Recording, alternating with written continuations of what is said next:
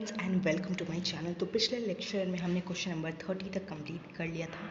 So now we will move on to question number 31। So question number 31 is which type of research focus on what will be. तो किस तरह का अनुसंधान आपका focus करता है कि क्या होगा।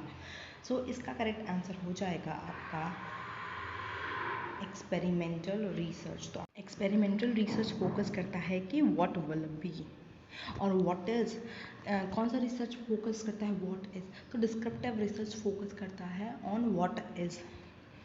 क्वेश्चन नंबर 32 है which of the following should be up to date complete affordable for proper sampling. So आपका सैम्पलिंग फ्रेम है वो अप टू डेट कंप्लीट और अफोर्डेबल होना चाहिए ताकि आप प्रॉपर सैम्पलिंग कर पाएँ। रिस्पॉन्डेंट होगा नहीं क्योंकि रिस्पॉन्डेंट वो लोग होते हैं जो जवाब देते हैं। Tools for data collection, tools for data आपको प्राइमरी सेकेंडरी ये सब टूल्स होते हैं डेटा कलेक्शन के। क्वेश्चन नंबर 33 है व्हाट इज़ रिसर्च और डिज़ाइन। तो रिसर्च डिज़ाइन क्या है। रिसर्च डिज़ाइन बेसिकली आपके स्टेप्स हैं कह सकते हैं या फ्रेमवर्क है for every stage of the data collection and analysis of data. तो आपको क्या है व्हाट इज रिसर्च डिज़ाइन अनुसंधान अभिकल्प क्या है आपका ये आंकड़ा के विश्लेषण तथा संग्रह के प्रत्येक प्रक्रम हेतु एक ढांचा है, एक फ्रेमवर्क है कि आप हर स्टेज पे कैसे डेटा कलेक्ट करेंगे और एनालाइज करेंगे। Question number 32 if a study is reliable this means that. अगर एक स्टडी रिलायबल इसका मतलब क्या है कि the measure devised for concept are stable on different occasion. या हम लोग डिफरेंट ओकेजन पे भी अगर कुछ भी चीज़ हम लोग मेजर करें तो क्या है आपका सेम ही बताएगा या स्टेबल ही रहेगा। तो this means you are reliable. Now move on to question number 35 है ethical norms in research does not include। तो ethical चीज़ों में आपका क्या चीज़ यहाँ पे इंक्लूड नहीं होता है। तो कॉपीराइट इंक्लूड होता है, पेटेंट इंक्लूड होता है, डेटा शेयरिंग पॉलिसी आपका इंक्लूड होता है, थीसिस का फॉर्मेट यहाँ पे आपका इंक्लूड नहीं होता है। Question number 36 that dash is not a source of hypothesis. तो इंट्यूशन हमारी इंट्यूशन हो सकती है, नॉलेज हो सकता है, थ्योरी, लेकिन एनर्जी ऊर्जा ये आपका करेक्ट आंसर नहीं है।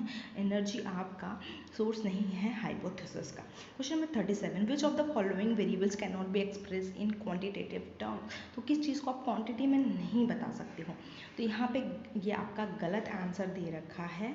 यहाँ पे क्वेश्चन होना चाहिए कि विच of the following can be expressed in quantitative terms, तब आपका होगा न्यूमेरिकल एप्टीट्यूड। क्योंकि सोशियो इकोनॉमिक स्टेटस ये क्वालिटेटिव है, ये भी क्वालिटेटिव है, और प्रोफेशनल एप्टीट्यूड ये भी क्वालिटेटिव है, और कहीं ना कहीं कह सकते हैं कि न्यूमेरिकल एप्टीट्यूड। सो इस क्वेश्चन में बेसिकली कन्फ्यूजन है, तो आप इस क्वेश्चन को स्किप कर दीजिए, मैं बाद में आपको सही से बता दूंगी। Question number 38 which of the following is not a citation style. AP आपका है, एमएलए है, शिकागो है, ओयो नहीं है यहाँ पे। Question number 39 which of the following is not a defining characteristic for non doctrinal research. तो option A it is organize around legal principle, ये आपका यहाँ पे करेक्ट आंसर हो जाएगा। Question number 40 which of the following is not true about positivism. तो positivism ये Auguste Comte ने दी, सही बात है, ये डिनाई करता है मेटाफिजिकल स्पेकुलेशन को, but it is a method use for qualitative research, ये गलत बात है क्योंकि ये क्वान्टिटेटिव रिसर्च पर को फोकस करता है। Now we will move on to your commerce question. Commerce question का पहला क्वेश्चन है the primary qualities that make accounting information useful for decision making are relevance and reliability. Question number 2 है आपका net profit is reflected in higher network. तो ये first जो ये बात है, फर्स्ट पार्ट यहाँ तक ये आपका क्या है, ट्रू है। नेट प्रॉफिट आपका नेट हायर नेटवर्क दिखाता है, लेकिन नेट लॉस आपका रिफ्लेक्ट करता है लोअर कैश, नो ये रॉन्ग बात है। तो आज अपना वीडियो यहीं तक रखेंगे। Till then bye bye, have a nice day.